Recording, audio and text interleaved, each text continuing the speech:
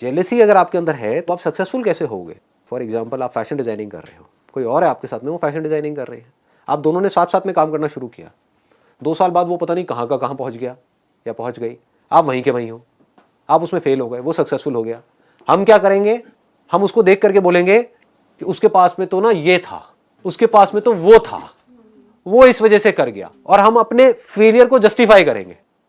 जबकि करना क्या है? इसका उल्टा करना है कि वो सक्सेसफुल हुआ है या हुई है तो जरूर उसको कुछ ऐसा पता है, जरूर वो कुछ ऐसा जानता है जो मैं नहीं जानती, जरूर उसने कुछ ना कुछ ऐसा किया है जो मैंने नहीं किया है। तो वो कैसे पता चलेगा कि उसने क्या किया है? बड़े आराम से पता लगेगा। एक्चुअली ऐसा हुआ कि मैं एमटेक कर रही हूँ, मेरी ड्रीम कंपनी थी जिसमें मेरे को जॉब करनी थी। मैं 4 राउंड उसके क्लियर कर रही हूँ, लास्ट राउंड में मैं रह गई और मेरी फ्रेंड का हो गया। और ऐसे में पता है सबसे ज्यादा मजा कब आता है? 2 लोग जाते हैं जॉब इंटरव्यू के लिए, एक साथ में मजे मजे के लिए जा वो कहता है यार मैं अकेला क्या जाऊंगा, जैसे होता है ना लड़कों के साथ में कि अकेला टॉयलेट कहाँ जाऊंगा, चल तू भी साथ में चल ले, साथ में कोई खड़ा हुआ अच्छा लगता है। ऐसे ही हम ले जाते हैं अपने दोस्त को, उसका हो जाता है और हम रह जाते हैं, होता है ऐसी ऐसी चीजें। हाँ, तो अब ऐसे में क्या करें, अपने आप को कैसे समझाएं? इसका एक अलग एंगल भी है ना देखने का, कि हमको ये समझना है कि उसने ऐसा क्या किया जो मैंने नहीं किया। हो सकता है कि उसको उस जॉब की इतनी ज़रूरत नहीं थी, या उसके ऊपर, ये भी कहना गलत होगा, ज़रूरत नहीं थी, हो सकता है उसके ऊपर इंटरव्यू का इतना ज़्यादा लोड नहीं था, वो मज़े मज़े में गए और मज़े मज़े में बाहर आ गए। लेकिन आप बहुत ज़्यादा सोच करके जा रहे थे, बहुत ज़्यादा प्रिपेयर होकर के जा रहे थे कि मुझे तो इस इंटरव्यू को क्रैक करना है समझ गए ना? It is just like dancing, life is just like dancing. जैसे बहुत ज्यादा आप सोच सोच करके डांस करोगे तो कैसा होगा वो डांस?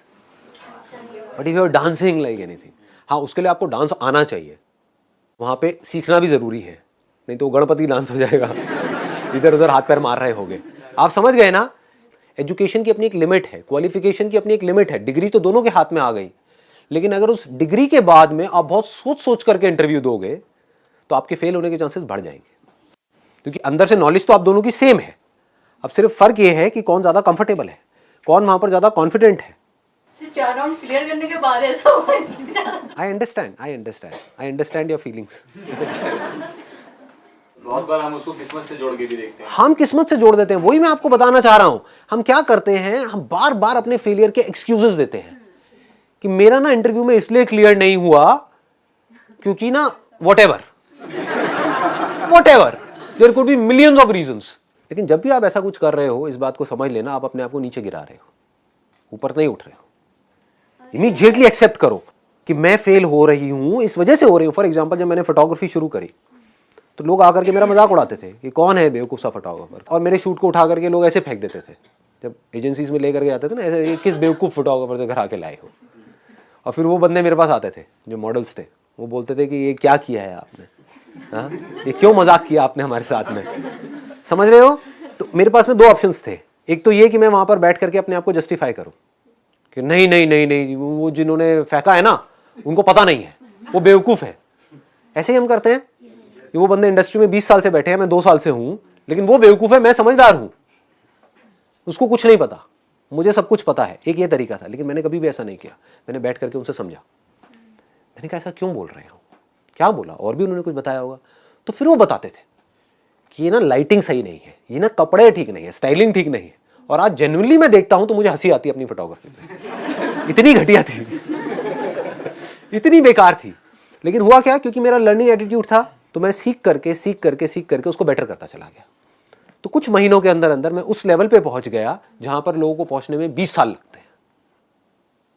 तो अब ध्यान से समझो क्या होता है कि जैसे ही आप किसी की भी बुराई कर रहे हो, या किसी से जेलसी कर रहे हो, या किसी को नीचे गिरा रहे हो अपने आप को बेटर फील करने के लिए, तो आप और नीचे गिर रहे हो। जैसे ही आप किसी और की तारीफ कर रहे हो, तारीफ मतलब क्या, अच्छी क्वालिटीज की ही करोगे ना, बुराई आप खराब क्वालिटीज की करोगे। जैसे ही आप किसी की तारीफ कर रहे हो दिल से, सिर्फ बार बार से दिखाने के लिए नहीं, हम तारीफ भी करते तो हमारा कोई ना कोई मतलब होता है, इस बंदे से मुझे कुछ चाहिए, इसकी तारीफ करो मुंह पर बैठ करके, समझ गए? वो वाली तारीफ नहीं, उसको बोलने के लिए भी नहीं, उसके मुंह पर भी नहीं, अपने मन में बैठ करके कि यार ये जो बंदा है ना, ये लाइफ में इतना आगे इसलिए जा रहा है क्योंकि उसके अंदर ये 4 क्वालिटीज है। तो अब क्या हो रहा है, आपकी जो नजर है वो कहां चली गई? पॉजिटिव क्वालिटीज में। जहां आपकी थिंकिंग जाती है, जहां पर आपकी नजर जाती है, वैसे ही आप बनने लग जाते हो।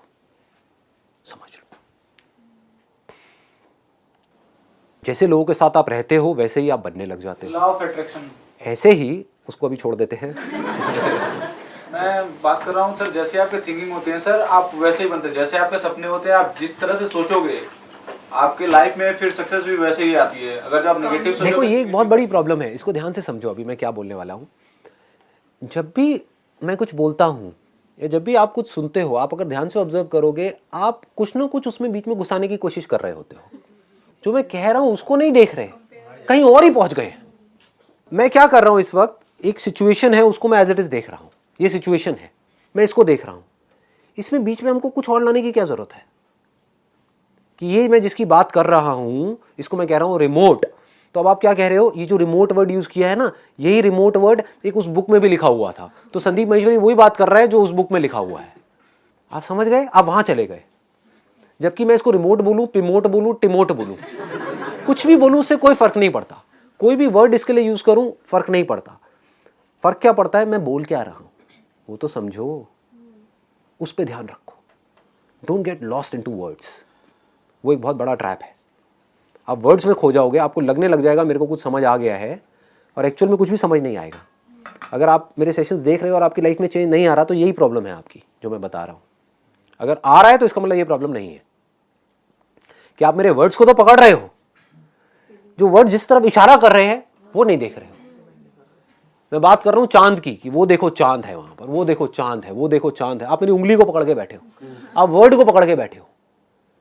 कि संदीप महेश्वरी जिस तरीके से उंगली कर रहा है ना, उसमें एक अलग ही स्टाइल है। जो बंदा उंगली करता है कहता है चांद है, वाह क्या स्टाइल है। मतलब आपका ध्यान मेरी उंगली की तरफ है, आप समझ गए, चांद की तरफ नहीं है। मैं क्या कह रहा हूँ, चांद को देखो, जिस चांद को देख करके मैं आपसे बात कर रहा हूँ।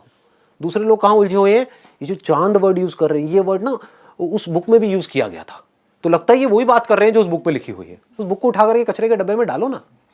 Why do you need that book to understand जिसकी मैं बात कर रहा हूँ। अगर उस चांद को आपने देख लिया जिस चांद की मैं बात कर रहा हूँ, तो आप भी वैसे ही फील करोगे जैसा मैं फील कर रहा हूँ। लेकिन ये परमानेंट नहीं रहता ना, मतलब आज रहा कल रहा। हाँ, ये एक आदत है। अगर ये आदत बन गई तो ये हमेशा के लिए रहेगा। मतलब होता क्या है कि हमारी जो आदत है वो है वर्ड्स में उलझे रहने की। ध्यान से अपने माइंड को समझना। अगर मैं अभी कुछ देर के लिए यहाँ पे साइलेंस मेंटेन करूंगा तो आपको पता लगेगा माइंड में आप कुछ तो कुछ बोलते रहते हो। वो सब क्या है, वर्ड्स ही तो है ना।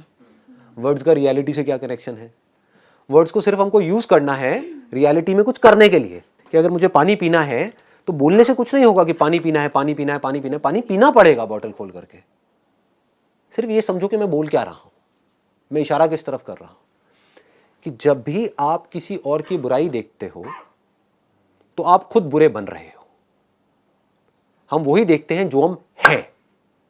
ये बात पकड़ में आ रही है? हाँ, अंदर से किसी के अंदर बहुत सारी कमियां होंगी तो उसको दूसरे के अंदर सिर्फ कमियां ही नजर आएगी। अंदर से कोई बहुत खुश होगा तो उसको दूसरों के अंदर की खुशी नजर आएगी। हर इंसान में अच्छाई भी है और बुराई भी है। हर सिचुएशन में कुछ अच्छा भी है, कुछ बुरा भी है। चॉइस हमारे हाथ में है कि हम क्या देखते हैं।